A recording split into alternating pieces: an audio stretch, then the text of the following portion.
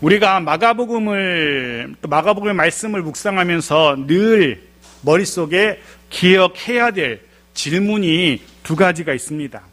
물론 이 질문은 마가복음뿐 아니라 성경 전체를 관통하는 중요한 질문이기도 합니다. 특별히 마가복음은 그 질문을 더 진지하게, 더 구체적으로 우리에게 묻고 있습니다. 이 마가복음의 말씀은 우리에게 두 가지를 묻습니다. 그리고 우리는 그 질문에 답을 할 준비가 되어 가야 합니다. 마가복음의 말씀을 묵상하는 가운데 이 물음의 답을, 스스로의 답을 찾을 수 있어야 됩니다. 그 질문 가운데 하나는 바로 이겁니다. 예수 그리스도는 누구신가? 라는 물음입니다. 예수 그리스도는 누구신가? 마가복음은 우리에게 계속해서 이 말씀을 묵상하는 우리에게 예수 그리스도를 누구라 생각하느냐라고 묻습니다. 이 물음은 예수님의 권위에 대한 물음이기도 합니다. 당신은 예수 그리스도를 누구라 생각하는가? 예수 그리스도를 누구로 생각하는지, 정말 그가 하나님의 아들이심을 인정하는지에 대한 물음, 이 물음을 마가는 우리에게 계속해서 던지고 있습니다. 또 하나의 질문, 마가가 우리에게 묻는 또 하나의 질문이 이겁니다. 그럼 당신은 누구 편인가? 예수 그리스도의 편에 설 것인가? 아니면 반대하는 반대편에 설 것인가? 예수 그리스도를 따를 것인가? 그렇지 않을 것인가? 마가는 계속해서 우리에게 이 물음을 제기합니다. 예수를 누구로 생각하시는가? 당신은 그 예수 편에 설 것인가? 말 것인가? 이 물음에 우리는 답을 해야 합니다. 답을 찾아야 됩니다. 오늘 우리가 다루게 될 이 본문 마가복음 3장 7절부터 12절까지의 말씀을 묵상하는 가운데 다시금 우리는 이 두 가지 질문에 답을 발견할 수 있기를 소원합니다. 우리에게 예수 그리스도는 어떤 존재인지, 누구인지, 과연 나는 이 상황에서도, 이런 형편에서도 예수 편에 설 것인가에 대한 답을 할 수 있게 되기를 소원합니다. 구체적으로 오늘 본문은 두 부류의 사람들이, 두 집단의 사람들이 예수 그리스도의 권위를 인정하는 모습을 기록하고 있습니다. 그 중에 한 무리는 늘 그렇듯이 수많은 사람들의 무리입니다.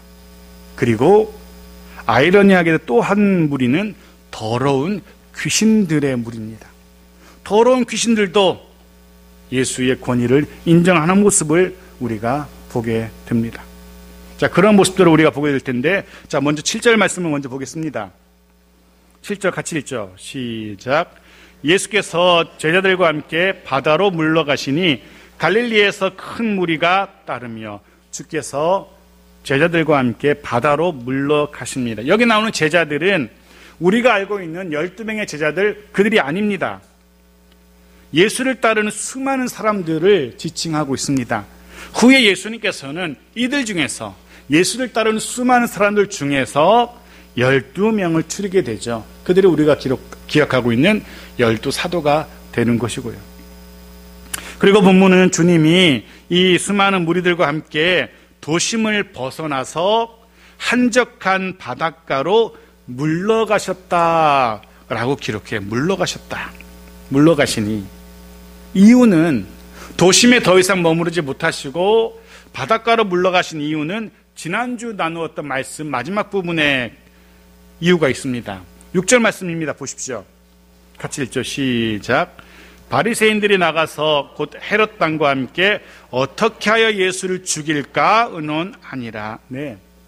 지난주 우리가 보았죠. 안식일에 손 마른 사람을 고치셨다는 이유로 그것을 빌미 삼아 바리새인들과 헤롯 왕이 합력하여서 예수를 죽이려 했던 겁니다. 해서 예수님께서 잠시 그곳을 빠져나와서 바닷가로 물러가신 겁니다. 그렇다고 해서 예수님께서 그들의 죽음의 위협이 두려워서 도망하신 것은 아니죠. 아직 주님이 죽어서는 안 될 때이기 때문에, 아직 죽을 때가 아니기 때문입니다. 아직은 십자가의 때가 아니었기 때문에 예수님께서 잠시 물러나신 거죠.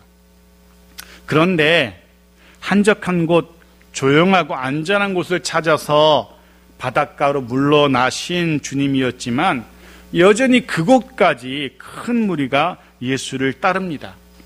여전히 그곳까지 수많은 사람들이 예수를 찾아 몰려들고 있는 겁니다. 보십시오. 많은 이들이 바리새인과 헤롯 당 등을 비롯한 많은 유대인들이 예수를 어떻게 죽일까? 예수를 죽이기 위해서 기회만 엿보고 있는데 반대로 그럼에도 불구하고 여전히 또 다른 많은 이들은 예수를 따르고 있는 겁니다. 예수가 가는 곳마다 따라다니는 이들이 있는 겁니다. 어떤 이들은 예수를 어떻게 죽일까? 예수를 죽이려는 자들이 있고 또 반대편에는 예수를 졸졸 따라다니는 예수의 추종자들이 있고 고린도전서 1장 23절에 이렇게 기록하죠. 같이 읽어볼까요? 시작. 우리는 십자가에 못 박힌 그리스도를 전하니 유대인에게는 거리끼는 것이요 이방인에게는 미련한 것이로되. 보십시오. 분명 어떤 이들은 복음을 듣고 믿고 따릅니다. 하지만 또 어떤 이들은 도무지 그 복음을 받아들이지 않습니다. 어떤 이들에게는 그 복음은 꺼려지는 것이고 미련해 보기까지 하는 것으로 여겨집니다. 예수님 당시에도 그랬고 바울 시대에도 그랬고 지금도 그렇습니다. 어떤 이들은 예수를 죽이려 하지만 어떤 이들은 예수를 따르는 현상, 지금도 계속해서 반복되는 그런 현상이기도 합니다. 여기서 마가는 우리에게 또다시 묻습니다. 그럼 당신은 어느 편에 있는가라고. 예수를 따르는 쪽에 서 있는가 아니면 예수를 죽이려는 쪽에 속해 있는가라고 우리에게 묻고 있는 겁니다. 그리고 우리는 더 분명하게 이후에 말씀을 묵상해 가면서 더 분명하고 더 선명하게 보게 될 겁니다. 예수를 통하여 그의 제자들을 통하여 복음이 확산되면 확산될수록 예수 그리스도와 그 제자들을 향한 핍박 역시 더 커져간다는 사실을 우리가 보게 될 겁니다. 예수의 이름이 퍼져가면 퍼져갈수록 오히려 죽음의 위협도 그만큼 더 심각해진다는 것을 우리가 보게 될 겁니다. 우리의 삶도 그럴 겁니다. 그런 거죠. 말씀대로 살려 하면 할수록 사단의 유혹, 시험, 시련은 더 거세질 겁니다. 믿음대로, 믿음 가지고 살려 할수록 오히려 세상 풍파, 인생의 비바람은 더 세차게 불어올지도 모릅니다. 그것이 어쩌면 이 땅에서의 우리의 그리스도인들의 삶의 모습인 것 같습니다. 말씀대로 살려 하면 할수록, 믿음대로 살려 하면 할수록 더 큰 시련, 더 큰 핍박, 더 큰 유혹에 직면하는 것 같습니다. 하지만 너무 염려할 필요도 없는 것 같습니다. 왜냐하면 그때에도 주의 성령께서 우리와 함께 하시고 우리 마음에 평안 주시고 피할 길을 열어주실 것이기 때문에 그렇습니다. 그러시기를 간절히 소원하며 또한 축복합니다. 계속 봅시다. 8절입니다. 같이 읽죠. 시작. 유대와 예루살렘과 이두메와 요단강 건너편과 또 두로와 시돈 근처에서 많은 무리가 그가 하신 큰 일을 듣고 나오는지라. 보십시오. 말 그대로 사방 각처에서 예수를 찾아옵니다. 그리고 8절은 왜 그렇게 수많은 사람들이 예수를 찾아 몰려드는지 그 이유도 우리에게 들려주죠. 그가 하신 큰 일을 듣고 예수께서 하신 놀라운 일에 대한 소문을 들었던 겁니다. 어떤 일을 말합니까? 병자 고치시고 귀신 들린 자 온전케 하신 일들을 말합니다. 예수의 소문이 이미 사방으로 퍼져나가고 있었던 겁니다. 말씀드린 것처럼 이렇게 예수의 소문이 퍼지면 퍼질수록 수많은 사람들이 예수를 찾아오고 예수에게 몰려들죠. 그렇지만 반대로 예수의 소문이 퍼지면 퍼질수록 예수를 죽이려는 사람들은 더 많아지고 더 극렬해집니다. 이 지점에서 마가복음은 또다시 우리에게 묻습니다. 당신은 예수께로 나아오는 자인가? 아니면 반대편에 서서 예수를 대적하는 자인가? 라고 묻습니다. 누구 편에 설 것인가에 대한 물음이죠. 누구 편에 설 것인가? 여러분은 어떻게 대답하실런지요? 자, 9절입니다. 같이 읽죠. 시작. 예수께서 무리가 애워싸 미는 것을 피하기 위하여 작은 배를 대기하도록 제자들에게 명하셨으니, 너무도 많은 이들이 예수를 애워싸게 됩니다. 도무지 그냥 두어서는 안 되는, 자칫 불상사가 생길 수도 있는, 넘어져서 다치는 사람이 생길 수도 있는 그런 상황이 된 겁니다. 해서 그런 불상사를 피하기 위해서 대책을 마련하시죠. 작은 배를 마련하신 겁니다. 작은 배를 물 위에 띄우고 그 안에 계시기로 하신 겁니다. 그건 더 이상 예수 주변을 사람들이 둘러싸고 서로 밀치고 미는 그런 일이 일어나지 않게 될 겁니다. 해서 작은 배를 하나 띄워서 물 위에 배를 띄우고 앉으십니다. 근데 말씀을 묵상하면서 그런 생각을 제가 해봤습니다. 수많은 사람들이 순식간에 예수에게로 몰려들고 이리 밀고 저리 밀고 하는 상황이 되었다면, 해서 자칫 큰 사고도 생길 수 있는 그런 상황이 발생했다면, 제가 만일에 예수님의 그런 상황이었다면 저는 사람들의 눈을 잠시 멀게 하거나 아니면 발걸음을 좀 둔하게 하거나 해서 아주 간단하게 뭐 배를 띄우고 그 물 위에 앉으시고 이렇게 복잡하게 할 거 없이 기적적인 능력으로 사람들 눈을 잠시 멀게 하거나 하면은 금방 해결될 것 같은데, 문제도 해결하고 그 편이 훨씬 쉽고 간단하고 비용도 들지 않고, 또 그렇게 하면 예수의 소문이 더 크고 놀라운 소문이 퍼져나갈 것이고, 말 그대로 일거양득, 사태도 간단하게 해결하고 소문도 더 크게 퍼져나가고 할 것 같은데, 하지만 주님은 그렇게 하지 않으신 거예요.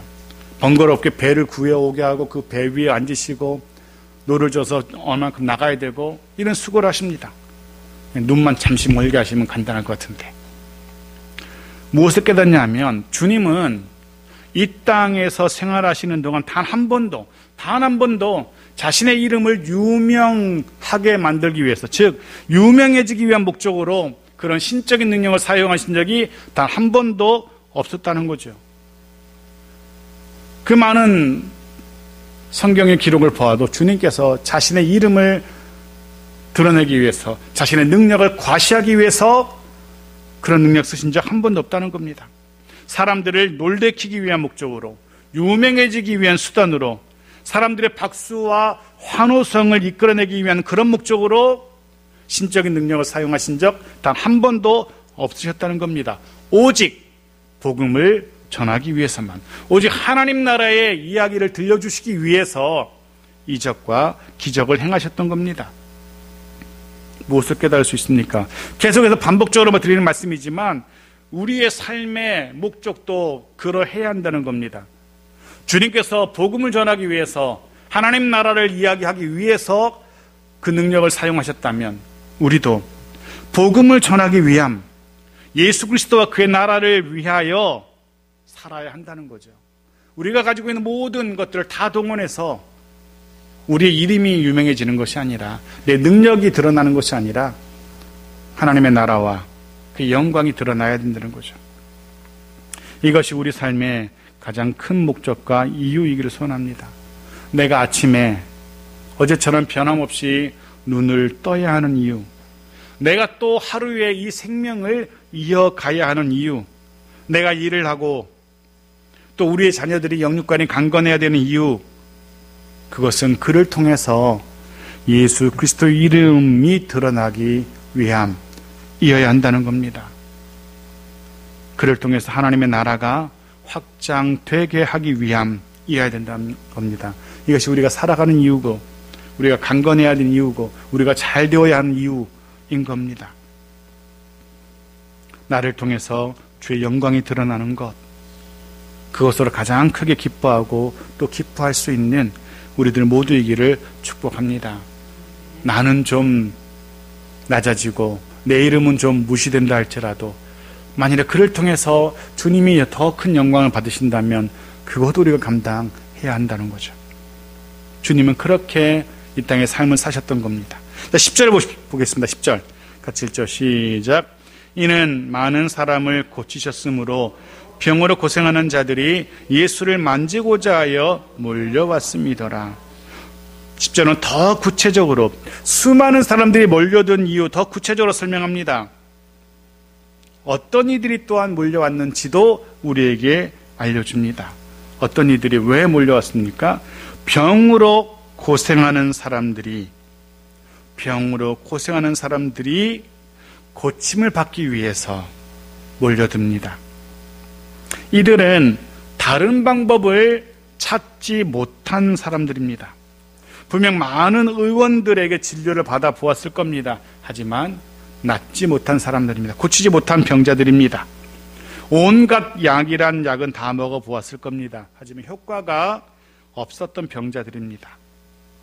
이들에게, 절망만 남은 이들에게 예수에 대한 소문은 말 그대로 복음 그 자체였을 겁니다. 이들에게 예수는 마지막 희망이었을 겁니다.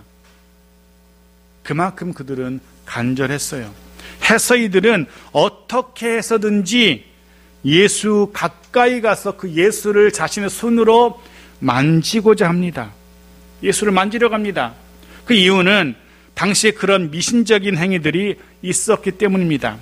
어떤 신적인 기운이 깃든 물건, 사람 만지면 그 신의 기운이 내게로 온다라고 그런 생각들이 있었기 때문에, 혹은 그 사람이 가지고 있었던 물건을 만지면 그 사람의 능력이, 그 사람의 기력이 내게로 온다라는 그런 미신적인 생각들이 지금도 있지만 그때도 있었던 겁니다.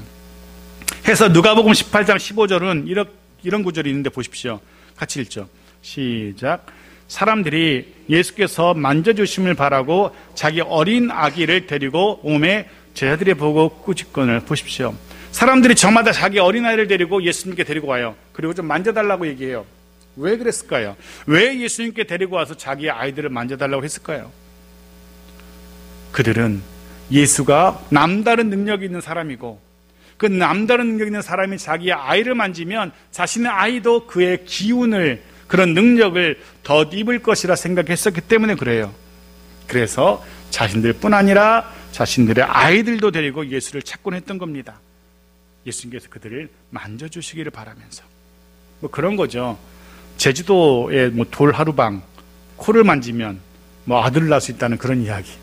어느 깊은 산속 어떤 불상을 만지면 아이가 시험에 합격한다는 그런 이야기. 그런 거 비슷한 거죠. 심지어는 어떤 불상에 자신 아픈 곳에 그 부분을, 그 불상을 만지면 그 아픈 곳도 낫는다라는, 세상에 이런 일이, 보면 그런 일 나오잖아요.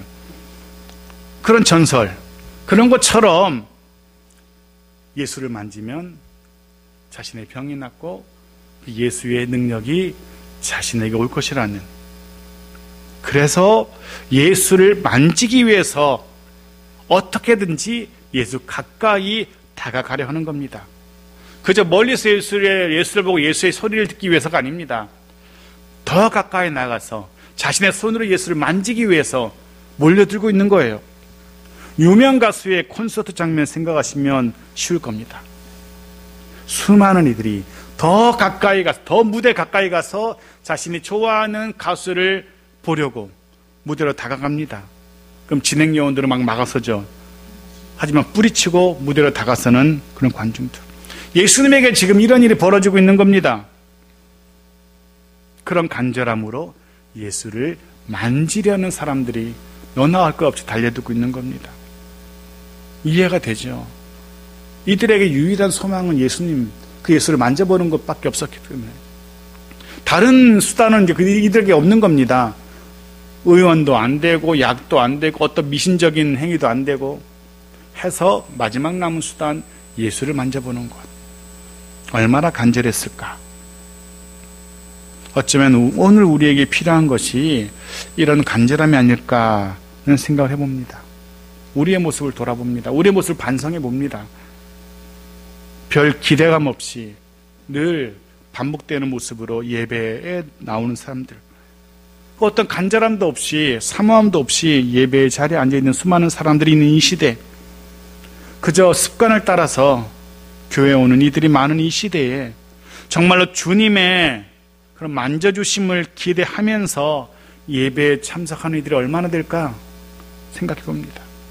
바라기는 여기 계신 저와 여러분 모두가 다 성령 하나님의 만져주심을 기대하며 그 간절함으로 예배하기를 원합니다. 정말 주님의 은혜에 대한 간절함을 가지고 예배하는 우리들 모두이기를 주의 이름으로 축복합니다. 11절입니다. 같이 읽죠. 시작. 더러운 귀신들도 어느 때든지 예수를 보면 그 앞에 엎드려 부르짖어 이르되 당신은 하나님의 아들이니이다 하니 흥미로운 사건이 이어집니다. 더러운 귀신들, 정확히는 귀신 들린 사람이 예수 앞에 엎드려 소리 지르기 시작한 겁니다. 그 내용은, 그가 소리 지르는 내용은 예수가 하나님의 아들이심에 대한 인정입니다. 하나님의 아들이심은, 당신은 하나님의 아들이십니다는 인정.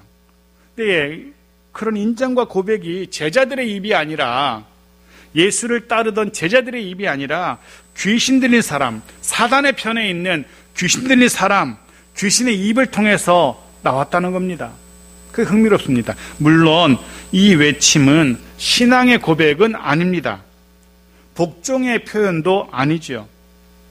자신을 쫓아낼 수 있는 그런 능력을 지니신 하나님의 아들이 자신 앞에 나타났기 때문에 순식간에 몰려드는 엄청난 공포, 순식간 두려움에 질린 외마디, 그런 외침이라고 생각하시면 될 겁니다.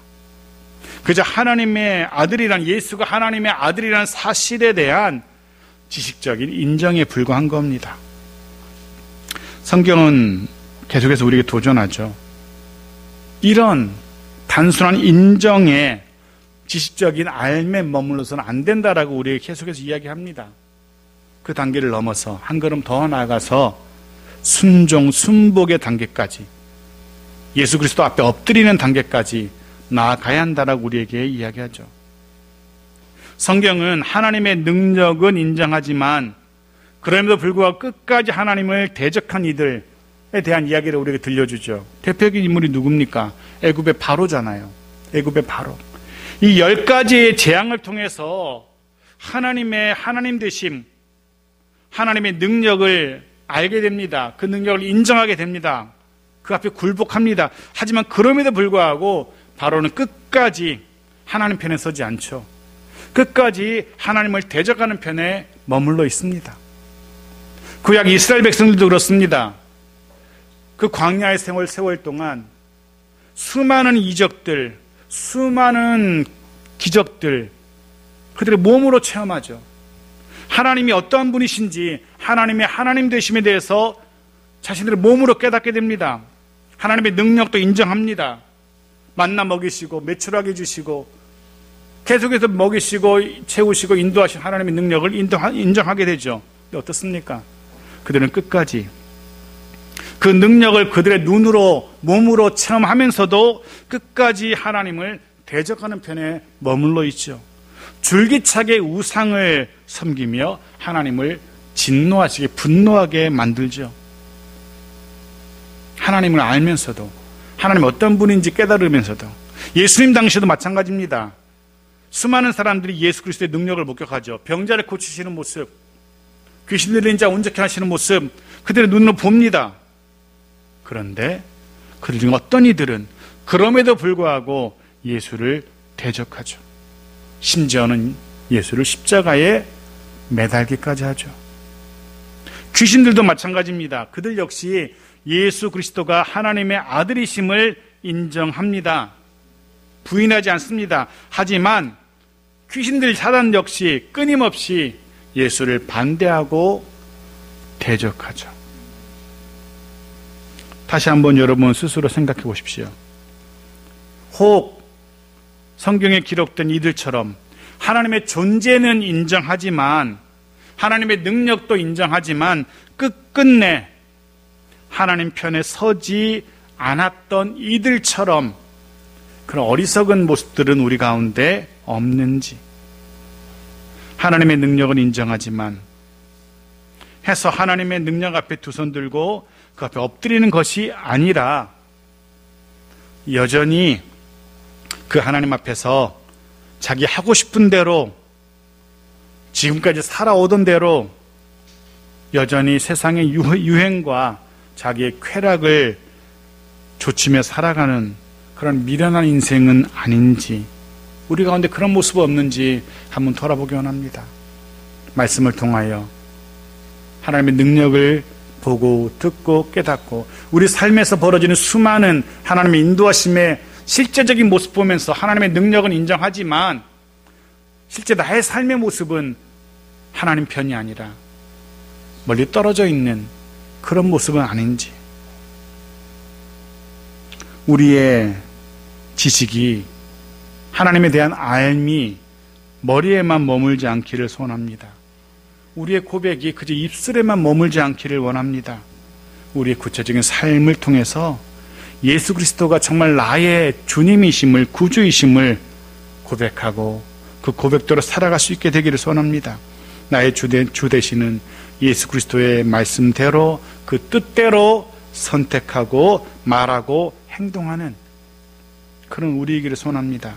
주님이 아니라고 하신다면 아무리 아쉬워도 그만둬야 되고요. 주님이 맞다라고 예라고 말씀하신다면 내가 아무리 힘들어도 아무리 버거워도 감당해야 되는 겁니다. 그것이 진정한 알미고 그것이 믿음이기도 하고요. 우리의 삶이 단지 머리에만 머물지 말고 단지 입술에만 머물지 말고 우리 손과 발을 통해서 삶에서 증거되기를, 우리 믿음이 드러나게 되기를 간절히 소원합니다. 자, 마지막 12절입니다. 같이 읽죠. 시작. 예수께서 자기를 나타내지 말라고 많이 경고하시니라. 주께서 귀신들의 외침을 더 이상 허락하지 않으십니다. 왜 그들의 입을 닫게 했을까? 조금 더 생각해 보면 귀신 들린 사람들이 예수가 하나님의 아들이심을 외치고 다닌다면 오히려 더 좋은 일인 듯한데 말입니다. 오히려 사람들이 저런 귀신 들린 사람도 저 예수가 하나님의 아들이심을 증거하는구나, 그러면 사람들이 더 신빙성 있게 그 이야기를 받아들일 것 같은데, 그럼 예수님의 소문이 더 빨리 더 크게 번질 것 같은데, 하지만 주님은 그들의 입을, 귀신들의 입을 막으십니다. 아직은 때가 아니었기 때문입니다. 때가 되면은 귀신들이 아니라 길거리의 돌들을 통해서라도 예수가 하나님의 아들이심을 선포하게 하실 겁니다. 하지만 지금은 때가 아니기 때문에 귀신들을 명하여서 입을 닫으시라고 했던 겁니다. 이것이 오늘 우리가 살펴본 말씀의 이야기들입니다. 자, 말씀을 정리해 봅니다. 오늘 말씀은 우리가, 여러분이 누구 편인지 묻고 있습니다. 예수 편에 서 있는지 아니면 예수를 대적하는 편에 서 있는지, 모든 순간 모든 상황 속에서 예수님 편에 설 수 있기를, 그런 우리 모두이기를 축복합니다. 더불어 살아가면서 분명 힘겨운 상황 만날 수도 있을 겁니다. 내 힘으로는, 내 의지로는, 내 능력으로는 도무지 어찌할 수 없는 문제 만나게 될 때, 아무리 둘러보아도 헤쳐나갈 수 없을 것 같은, 길이 보이지 않는 그런 때, 그때 더 간절히 주님 앞으로 나아갈 수 있는 우리 모두이길 바랍니다. 지치지 말고, 무너지지 말고, 포기하지 말고 더 간절히 주님 앞으로 나아가는, 그 주님 앞에 손 내미는, 주님의 만져주심을 구하는 그런 우리이기를 소원합니다. 분명 주님의 긍휼과 은혜를 경험하게 될 겁니다. 사랑하는 성도 여러분, 또 한 주간 그 주님 앞에 나아가 그 앞에 겸손히 엎드리는 우리 모두이기를 소원합니다. 주님의 주 되심을 인정하며 그 주님의 말씀대로, 주님의 인도하심대로, 주님이 기뻐하시는 방식대로 믿음으로 살아가는 우리들 모두의 또 한 주간이기를 주의 이름으로 축복합니다. 아멘.